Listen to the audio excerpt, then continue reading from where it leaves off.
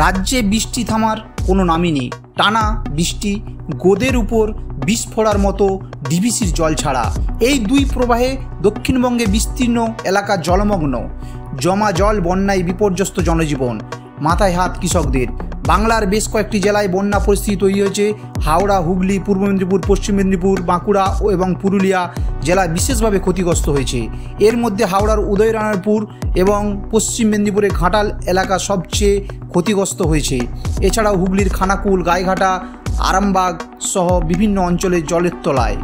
বর্ধমানের অবস্থা তথৈবচ। জলের তলায় কৃষিজমি, ক্ষতিগ্রস্ত হয়েছে বাড়িঘর। ভেলায় নৌকা করে যাতায়াত করতে হচ্ছে বিভিন্ন এলাকায়। আর এবারে ডিভিসি যে জল ছেড়েছে, এটা সব রেকর্ড ছাপিয়ে গেছে। টোটালটা কত জানো মনোজ?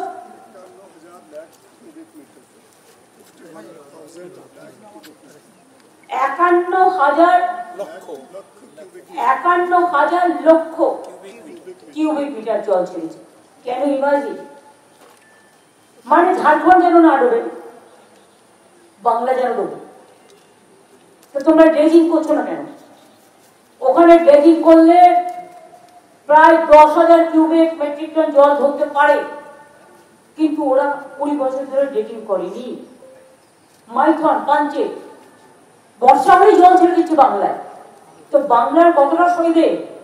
এই অত্যাচার আমরা সইব না। আগামী দিন আমি 2026-এর নির্বাচনের পরে এই ডিভিসির জল আমাদের এখানে ছাড়লেই কি করে ডিভিসির জলটাকে আটকানো যায় তার প্ল্যানিং আমরা করব। এতে টাকা লাগবে, বাট আমাদেরও দরকার হলে কয়েকটা ড্যাম করতে হবে। ওইদিকে জল ছাড়লে আমরা আমাদের ড্যামে দিয়ে আমরাও জল অন্যদিকে পাস করব। কারণ যতক্ষণ একটা কথা আছে, প্রবাদ, শিশু না কাঁদলে মা দুধ দেয় না।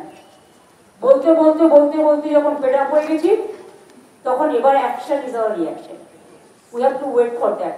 আমরা উইল প্ল্যান ফর নেক্সট। এটাই আমাদের গেম প্ল্যান। ব্যুরো রিপোর্ট, লটাই সংবাদ।